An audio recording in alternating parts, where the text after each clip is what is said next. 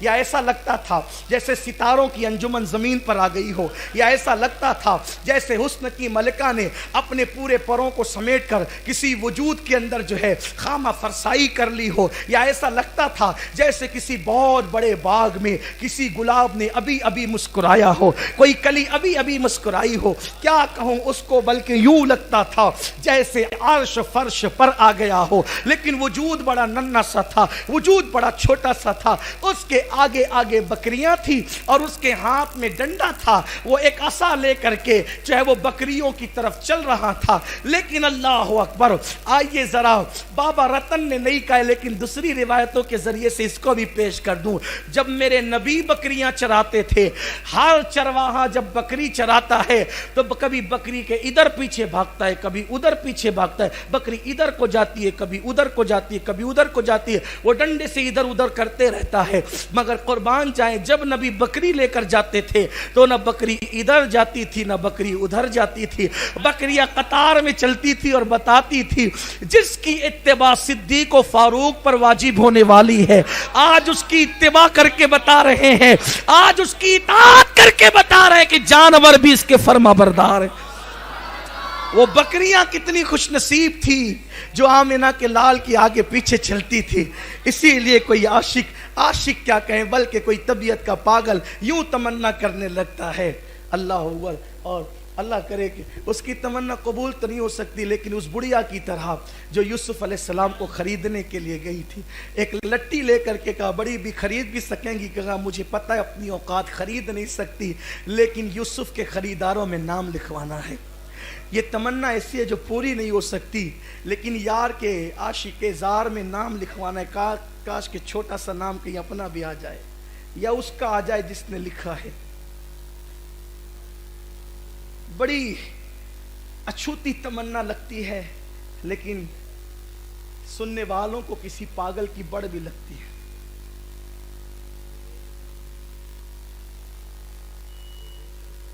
وہ لے کے جاتے مجھے روز، شاید اس پاگل طبیعت آدمی کے جملوں پر لوگوں نے توجہ نہیں کی ہے، اس نے تمنا یہ کی ہے وہ لے کے جاتے مجھے روز روز روز، وہ لے کے جاتے مجھے روز کاش صحرا میں، وہ لے کے جاتے مجھے روز کاش صحرا میں۔ لکھنے والا یہ بھی لکھ دیتا تھا کہ اپنی کھوٹی پر باندھ لیا ہوتا، لیکن کھوٹی پہ بندھی ہوئی بکری یار کا دیدار روز نہیں کر سکتی، کہ کبھی رہتا ہے کبھی نہیں رہتا ہے صاحب مکان۔ پھر اس کے بعد شہر میں یا گھر پہ رکھنے کی تمنا نہیں کی ہے بلکہ اس نے تمنا کی ہے صحرا کی۔ شاید اس کی تمنا کے پیچھے راز یہ ہو کہ صحرا ہو اور وہ بکری ہو اور اس کا یار ہو۔ صحرا کی تمنا اس لیے کی ہے کہ یار کے دیدار کی لذت جو تنہائیوں میں آتی ہے وہ لوگوں کے سامنے نہیں آتی، اس لیے استاد زمن نے بھی کہا ہے کہ دل میں ہو یاد تیری گوشے تنہائی ہو، پھر تو خلوت میں عجب انجمن آرائی ہو، آستانے پہ تیرے سر ہو اجل آئی ہو، پھر تو اے جانے جہاں تو بھی تماشائی ہو، کہ وہ لے کے جاتے مجھے روز کاش صحرا میں حلیمہ دائی کی بکری ہی بن گیا ہوتا۔ تمنا پوری نہیں ہو سکتی لیکن لٹی والا معاملہ ہی ہے کہ عاشقان زار میں کئی نام آ جائے تو ان کا کرم ہے۔ تو بابا رتن کہتے ہیں بڑا جو ہے وہ ننھا سا وجود تھا، من موہنی صورت تھی، اللہ اللہ وہ بچپنے کی فمن، اس خدا باتی صورت پہ لاکھوں سلام۔ بہت بارش ہو چکی تھی، وادی میں پانی بھرا ہوا تھا، بکریاں چھلانگ لگا لگا کر آگے کود رہی تھی۔ وہ وجود نازنین ہاتھ میں عصا لے کر ٹھہر گیا اور انتظار کرنے لگا کہ اب کروں کیا۔ واللہ وہ محتاج نہ تھا، اس لیے کہ جو سدرہ پر جبریل کے آگے آگے جائے، جہاں جبریل ان کے ساتھ چلے تو تھک جائے، اسے چھلانگ لگانا کوئی مشکل نہ تھا۔ لیکن بات عرض کروں، صاحب حیا کے لیے چھلانگ لگانے میں آر محسوس ہوتی. جو بیچاروں کو حیا جو ہے وہ چھو کر بھی نہ گزری ان کے لیے کچھ نہیں ہے. لوگ کہتے ہیں دیکھو نبی محتاج تھے, چھلانگ نہ لگا سکے, پتہ نہیں حکمتیں کیا تھی وہ جانے, لیکن میرا عشق کہتا ہے شاید چھلانگ اس لیے نہ لگائی جیسے وہ خوبصورتوں کے سردار تھے, جیسے وہ سخیوں کے سردار تھے, جیسے وہ نبیوں کے سردار تھے, ویسے وہ اہل حیا کے بھی سردار تھے. چھلانگ لگانے والے بے حیا نہیں ہوتے, لیکن یہ ضرور ہے کہ جو حیا والوں کا سردار ہو. رک گئے. اچھا حیرت ہے کہ جنگل میں کس سے حیا ہو رہی تھی؟ جنگل میں کس سے حیا ہو رہی تھی؟ وجہ یہ تھی, آیت ہے نا, کیا ہے؟ انکا بے آیوننا, اس طرح کی کوئی آیت ہے نا, او کما قال, مجھے صحیح آیت یاد نہیں آ رہی ہے, لیکن اس کا مفہوم یہ, حبیب ہر وقت تو میری نگاہوں میں ہے. انکا بے آیوننا, اے محبوب, بولو آپ جی لوگ, انکا بے آیوننا, اے محبوب تو ہر وقت میری نگاہوں کے سامنے ہے. اللہ اللہ, کوئی کسی کو نگاہ میں رکھتا ہے, کوئی کسی کو نگاہ میں رکھتا ہے. قدرت کہتی میرے یار تو میری نگاہوں کے سامنے ہے, تو ہر وقت ہماری نگاہوں کے سامنے ہے, تو ہر وقت ہماری نگاہوں کے سامنے ہے. اللہ اکبر. وہ حیا والا رسول نگاہوں کے سامنے ہونے کی وجہ سے, نگاہوں کے سامنے ہونے کی وجہ سے گویا کہ حیا فرما رہے ہیں. لاٹھی لے لی, نالا بھر کے بہ رہا ہے, پیچھے سے بابا رتن ہندی آتے ہیں, چہرہ دیکھ کر دل و جان ہار دیتے ہیں. اگر میری گفتگو دور نہیں ہٹ رہی ہے تو مجھے یہاں حضور کی بارے میں ایک بات کہنا ہے. توریت میں حضور علیہ السلام کی شان یہ بیان کی گئی ہے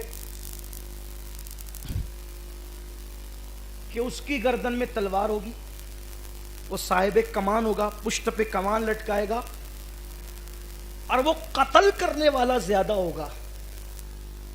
حضور کی صفت کیا ہے توریت میں؟ توجہ آپ کی, بہت خاص بات کہنے چلا ہوں. وہ قتل کرنے والا بہت زیادہ ہوگا, بہت زیادہ قاتل ہوگا وہ. حالانکہ حضور کی پوری سیرت پڑھو تو سوائے ایک کہ حضور نے پوری زندگی میں کسی کو قتل نہیں کیا, اور توریت میں ساری صفاتیں, خوبصورت ہوگا, آنکھیں ایسی ہوگی, وجود ایسا ہوگا, لیکن ایک بات یہ کہ وہ بہت زیادہ قتل کرنے والا ہوگا. تو ہمارے بزرگوں نے اس کی تشریح یہ کی ہے کہ بہت زیادہ قتل کرنے کا مطلب یہ ہے کہ اپنے حسن سے وہ لوگوں کے دلوں کو قتل کرے گا, اپنے حسن سے وہ لوگوں کے دلوں کو شکار کرے. یہی تو سب قتیل کے بیٹھے ہیں نا. سید اعزاز کامٹوی علیہ رحمٰن نے کہا ہے نا کہ وہ سعید خستہ وہ بے نوا, وہ قتیل تیغ فراق کا, جسے شوق ہے تیری دید کا, اسی غم زدہ کا سلام لے. تو جو عشق کی تلواروں سے کاٹے گا, عشق کی تلوار سے کاٹے گا, یہ سب عشاق نہیں ہے تو کیا ہے, یہ سب قتیل نہیں ہے تو کیا ہے. بابا رتن ہندی نے دیکھا, اور دیکھنے کے بعد کہا شہزادے کسی کا انتظار ہے, بکریاں آپ کی پار جا چکی, میں پار لگا دوں. کندھے پہ بٹھایا, رتن ہندی نے, میرے ہندوستانی نے, میرے ہندی نے میرے نبی کو کندھے پہ اٹھایا. ابھی اعلان نبوت میں کندھے پہ اٹھایا اور اٹھا کر کے پار لگایا. حضور نے دیکھا, کہا اللہ تیری عمر میں برکت دے, تیری عمر میں برکت دے, تیری عمر میں برکت دے. 7 مرتبہ پلٹ پلٹ کر کہا تیری عمر میں برکت دے. ہر دعا میں اللہ نے ایک صدی برکت عطا کر دی. بابا رتن کو اللہ نے 700 سال کی عمر عطا فرمایا. نعمتیں بانٹتا جس سمت وہ ذیشان گیا, ساتھ ہی منشی رحمت کا قلم دان گیا. ایک دعا میں 100 سال عمر بڑھائی. 7 بار دعا کی, مسکرا مسکرا کر میرے کریم سے گھر قطرہ کسی نے مانگا, دریا بہا دیے ہیں در بے بہا. کندھے پہ اٹھا کے پار کیا لگایا, مسکرا. آپ بتائیں لوگوں کو کون پتا بھی نہیں تھا کہ وہ نبی تھے. ارے جس کو پتا نہ ہو, اتنے چھوٹے چھوٹے بچے بھی کیا دعائیں دیتے ہیں اور اس طرح دیتے ہیں, اور پھر ان کی دعاؤں کا یہ اعتبار ہوتا ہے کہ عنایت کا جوڑا اجابت کا صحرا دلہن بن کے نکلی دعائے محمد. اجابت میں جھک کر گلے سے لگایا بڑی ناز سے جب دعائے محمد. 7 بار دعا کی, اللہ تیری عمر بڑھا دے, اللہ تیری عمر بڑھا دے, اللہ تیری عمر بڑھا دے. کہتے میں تو نکل گیا, تجارت کی واپس آیا, پھر بہت دن ہو گئے, عرب جانا نہ ہوا. ایک دن اپنے آنگن میں بیٹھا تھا, دیکھا چاند ٹکڑے ہو گیا. اچھا جو چاند ٹکڑے ہوا تھا نا, وہ صرف ایسے دراڑ نہیں پڑی تھی, اس لیے کہ عرب والے وہ جو لوگ تھے نا, عرب کے گنڈے, کچھ ابو جہل جیسے لوگ, وہ ماننے والے نہیں تھے. وہ اگر دراڑ پڑتے تو کہتے کہ نہیں وہ تو نظر کا دھوکہ ہے. حضور نے چاند کے ٹکڑے ایسے کیے. اصل میں کیلنڈر وغیرہ یا تصویروں میں جب صرف دراڑ پڑی ہوئی دیکھتے ہیں تو یہ آپ کا تصور ہے. اصل چاند کے ٹکڑوں کا تصور یہ ہے کہ جب چاند کے ٹکڑے کیا تو پہاڑ کے ایک طرف ایک ٹکڑا ہوا, دوسری طرف دوسرا ٹکڑا ہوا. صرف دراڑ نہیں پڑی چاند میں, ٹکڑے ہوا تھا. اور بابا رتن نے دیکھا کہ 14ویں رات کا چاند تھا, اور وہ ایک طرف ادھر اور ایک طرف 2 ٹکڑے ہوا, مشرق اور مغرب میں ہوا. پھر تھوڑی دیر ہوئی وہ جڑ بھی گیا. کر کے اشارہ سونا سورج نہ موڑ دا, یک چاند توڑ دا تے یک جان جوڑ دا, بگڑی بنا دے میرے نبی دا اشارہ. اور میرے امام کہتے ہیں, بڑے مزے میں کہتے ہیں, اشارے سے چاند چیر دیا, چھپے ہوئے خور کو پھیر دیا, گئے ہوئے دن کو عصر کیا, یہ تاب و تما تمہارے. رتن ہندی نے سوچا یہ کیا ہو رہا ہے, بہت پریشان رہے, کیا کریں کیا کریں, کچھ سمجھ میں نہیں آیا. عرب سے قافلہ آیا تجارت کا, وہ بھی آئے, تو بات نکلی کہ بھئی وہ ایک ایسے عجیب چاند ٹوٹا پھر جڑا. تو لوگوں نے بتایا کہ ہمارے مکہ میں ایک شخص نے نبوت کا اعلان کیا ہے, اور نبوت کے لیے جب دلیل مانگی گئی تو اس نے کہا کہ جو کہو دلیل پیش کرے, کیونکہ جادو زمین کی چیزوں پہ اثر کرتا ہے, آسمان کی چیزوں پہ اثر نہیں کرتا. تو لوگوں نے کہا کہ چاند کے ٹکڑے کر دے, تو اس نے ٹکڑے کر دیا. تب بابا رتن ہندی کہتے اسی دن میں جوت جگی کہ اس یار سے ملنا چاہیے جو چاند ٹکڑے کرتا ہے. کہا پھر میں نے تیاری کی, تجارت کا مال لیا اور گیا. جب میں عرب پہنچا تو مجھے تو اب تجارت دوسرے نمبر پہ تھی, پہلے نمبر پہ یار سے ملنا تھا, یار کا دیدار کرنا تھا. میں گیا تو دیکھا کہ روتب سمجھتے, جو کچی تازہ کھجوریں ہوتی ہیں نا اس کو روتب کہتے ہیں, جس میں عام طور پہ مسجد نبوی میں جس سے افطار ہوتی ہے, تازہ روتب بھر کے پڑی ہوئی تھی ان کے سامنے. اور میں گیا, جا کر کے بیٹھا. بیٹھنے کے بعد انہوں نے مجھے دیکھ کے مسکرایا اور مسکرا کے کہا روتب کھا. میں ڈرا, ان کا چہرہ بڑا خوبصورت تھا, سب لوگ ادب سے بیٹھے تھے, میں ہندوستانی ہندی, تو میں جو ہے وہ ادب سے بیٹھا. انہوں نے کہا تکلف نہیں کرتے, اس سے نفاق بڑھتا ہے, تکلف چھوڑ, اس سے محبت بڑھتی ہے. قریبا ادن منی قریبا, اور میرے ساتھ کھجور کھا. کہا میں کھاتا گیا, لیکن انہوں نے کیا کیا, جب میں کھا چکا تو 7 کھجوریں اٹھا کے مجھے دی, 7 کھجوریں اٹھا کر کے دی. میں نے کہا چاند جس نے توڑا تھا وہ آپ ہی ہیں؟ کہا میں ہی ہوں. نبوت کا جس نے اعلان کیا وہ آپ ہی ہیں؟ کہا. رسالت کی خاتمیت کا جس نے اعلان کیا وہ آپ ہی؟ ہاں. تو کہا کہ میں نے وہ چاند کے ٹکڑے دیکھا ہے, میں چاہتا ہوں کہ کوئی معجزہ مجھے دکھائیں تاکہ یہاں بیٹھ کر آپ کے سامنے بھی معجزہ دیکھو. حضور نے مجھے پہچانا نہیں, مجھے پہچانا نہیں, کہ نہیں پہچانا. تو کہا کہ بارش ہوئی تھی طائف کی وادیوں میں، تم کسی کے ساتھ جا رہے تھے؟ ہاں، ایک چھوٹا نہیں استغفر، ننھا سا وجود دیکھا تھا، ننھا سا وجود دیکھا تھا، بکریاں چرا رہا تھا اور تو نے اس کو پار لگا دیا تھا، اس نے 7 بار تجھے دعائیں دی تھی؟ ہاں ہاں. وہ کون تھا؟ میں ہی تو تھا. جا 700 سال تک تو جیے گا.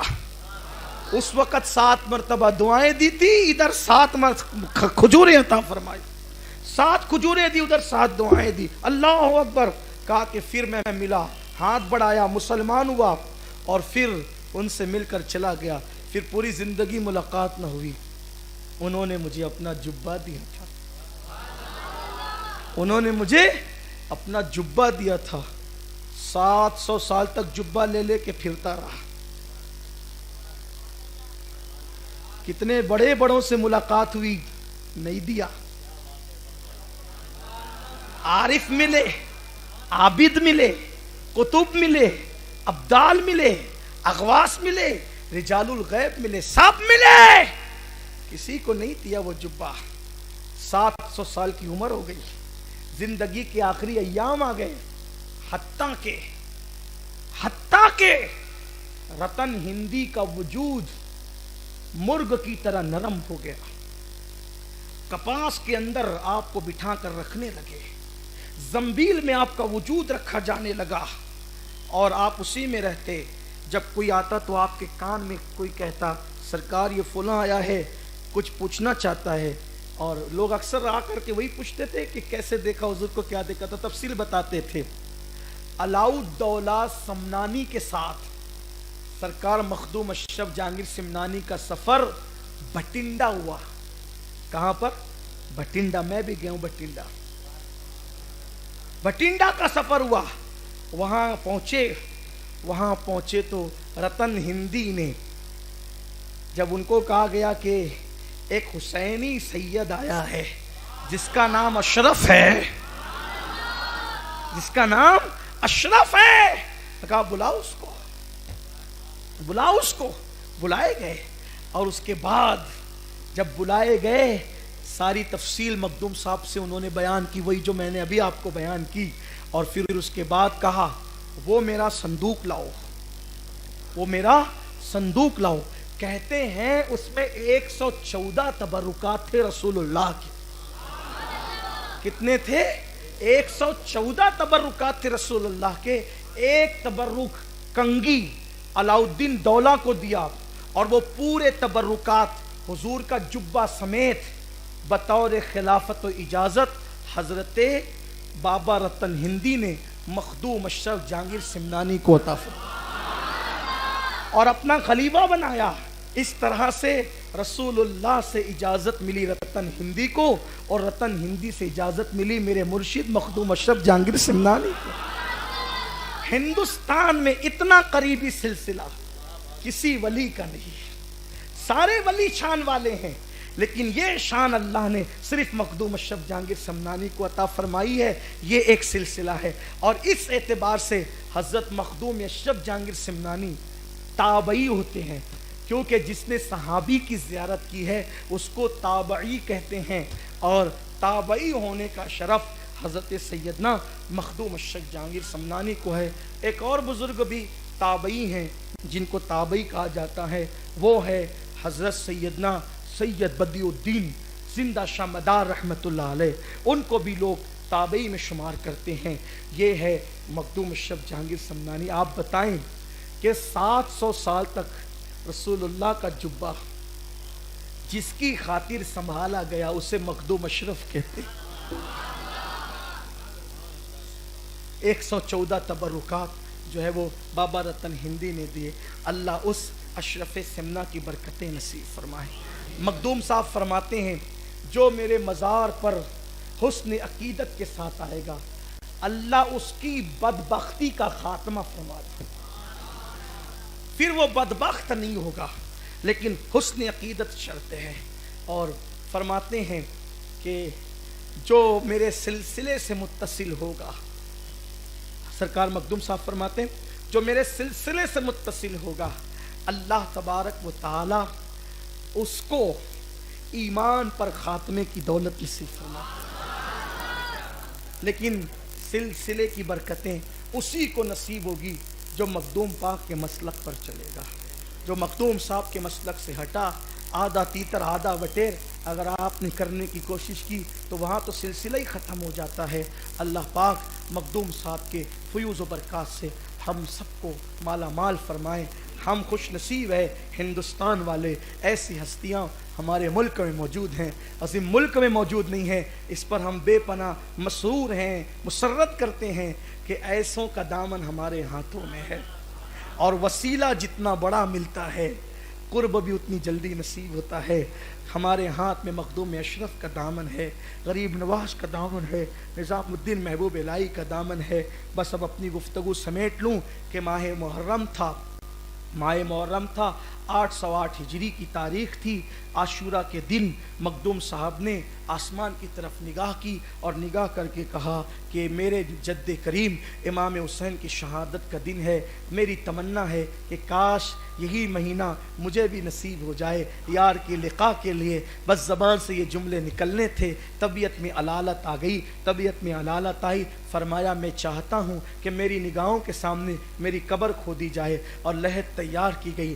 آپ نے لحد میں بیٹھ کر ایک کتاب لکھی جس کو رسالہ قبریہ کہتے ہیں۔ بڑی پر کیف وہ کتاب ہے، اس میں بڑا سوز ہے، بڑی لذت ہے، اس میں نصیحتیں لکھی ہے۔ مخدوم صاحب نے خود لکھی ہے کہ رافضیوں سے دور رہنا، شیعوں سے محفوظ رہنا، اور صدیق اکبر، فاروق اعظم، عثمان غنی، مولا علی، ان سب کی خلافت علی ترتیب ہے۔ یعنی اپنا جو عقیدہ تھا وہ آپ نے لکھا قبر انور کے اندر بیٹھ کر وصال سے پہلے، اور اس کے بعد جو ہے وہ پھر 28 محرم الحرام کو آپ جو ہے اس دنیا سے کوچ کر گئے۔ مخدوم صاحب رحمۃ اللہ علیہ نے جو ہے وہ آپ کا جو پانی ہے نا، پانی شریف، اللہ تعالیٰ نے اس پانی میں شفارت، اور حضرت شیخ عبدالحق محدث دہلوی فرماتے ہیں جنات کو بھگانے کے لیے، یہ شیخ عبدالحق محدث دہلوی لکھتے ہیں جنات کو بھگانے کے لیے مخدوم پاک کا نام جتنا مؤثر ہے، اتنا مؤثر نام بہت کم لوگوں کا دیکھا گیا ہے۔